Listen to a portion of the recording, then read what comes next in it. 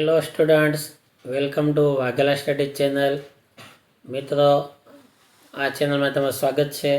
જો તમે મારી ચેનલમાં નવા હોય તો સૌપ્રથમ મારી ચેનલને લાઈક કરી દો, શેર કરો, સબસ્ક્રાઈબ કરો અને બેલ આઇકોન બટન દબાવી દો, જેથી કરીને મારા તમામ નોટિફિકેશન તમારા સુધી પહોંચી શકે.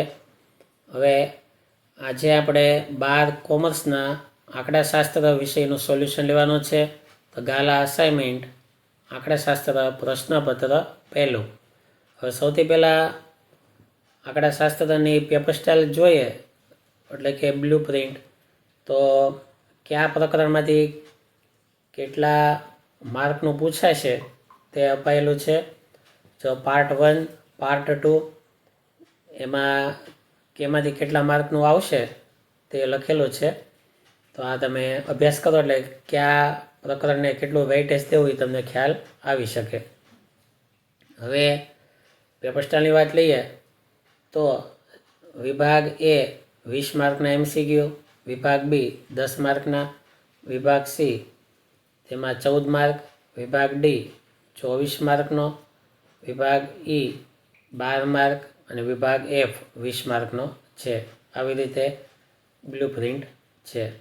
તો આજના વિડીયોમાં સેક્શન એ અને બીનું સોલ્યુશન આપવાનું છે.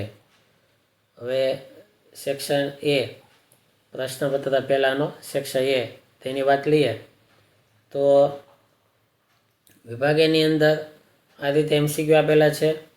બધા MCQના જવાબો મેં ટીક કરેલા છે, બરાબર.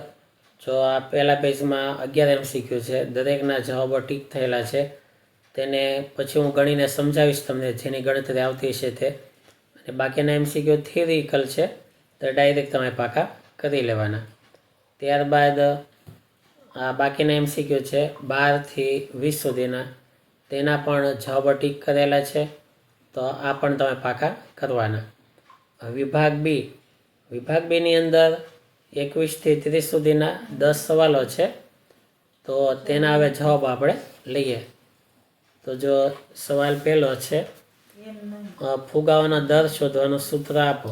તો તેનો જવાબ છે ફુગાવાનો દર બરાબર ચાલુ વર્ષનો જથ્થાબંધ ભાવનો સૂચકાંક માઇનસ અગાઉના વર્ષનો જથ્થાબંધ ભાવનો સૂચકાંક છેદમાં અગાઉના વર્ષનો જથ્થાબંધ ભાવનો સૂચકાંક ગુણ્યા 100. સવાલ 22, વિકર્ણ આકૃતિની મુખ્ય મર્યાદા શું છે? જવાબ, વિકર્ણ આકૃતિની રીતથી બે ચલ વચ્ચેના સહસંબંધની ઘનિષ્ઠતાનું કોઈ ચોક્કસ માપ મેળવી શકાતું નથી. સવાલ 23, માપ એટલે કે સ્કેલના પરિવર્તનથી જો x અને y બંને ચલની કિંમતો બમણી કરવામાં આવે તો નિયત સંબંધાંક બદલાશે? જવાબ, જો x અને y ચલ બંનેને 2 વડે ગુણીએ, એટલે કે cx બરાબર 1/2 લઈએ અને cy બરાબર 1/2 લઈએ, તો તેને પરિણામે નિયત સંબંધાંકની કિંમત બદલાશે નહીં. સવાલ 24, ચલ yની 7 સપ્તાહની માહિતી પરથી અન્વયોજન કરેલ સુરેખ સમીકરણ y કેપ બરાબર 25.1 - 1.5t હોય તો 8મા સપ્તાહની yની કિંમતનું અનુમાન શોધો.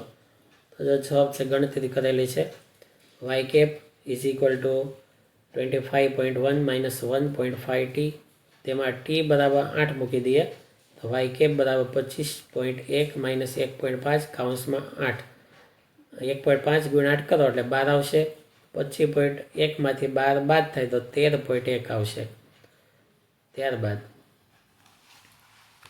સવાલ 25મો, પરસ્પર નિવારક ઘટનાની વ્યાખ્યા આપો. જવાબ, ધારો કે યુ એક શાંત નિર્દર્શ અવકાશ છે. એ અને બી એ યુમાંની કોઈ બે ઘટનાઓ છે. જો એ છેદગણ બી બરાબર ખાલી ગણ હોય તો ઘટનાઓ એ અને બી પરસ્પર નિવારક ઘટનાઓ છે.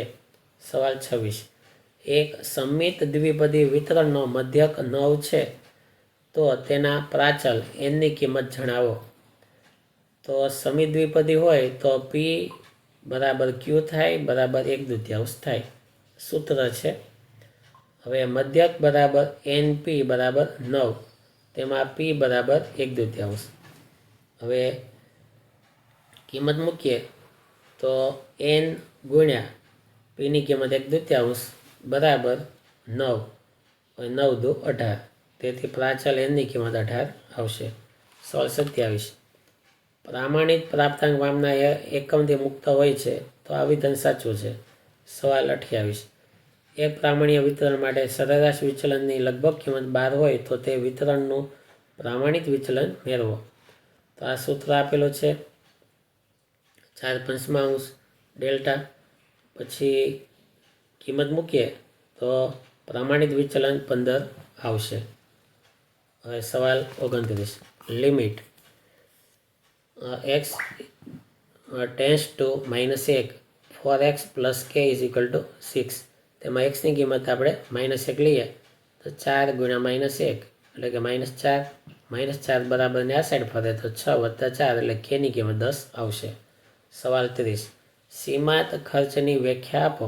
જવાબ: ઉત્પાદન એક્સમાં અલ્પ ફેરફાર થવાથી ઉત્પાદન ખર્ચ સીમાં થતા ફેરફારને સીમાંત ખર્ચ કહે છે. તો મિત્રો, આ સવાલના જવાબો લખી પાકા કરજો અને હવે હું આવનારા વિડીયોમાં વિભાગ C, D, E વગેરેનું સોલ્યુશન આપીશ. તો થેન્ક યુ વેરી મચ.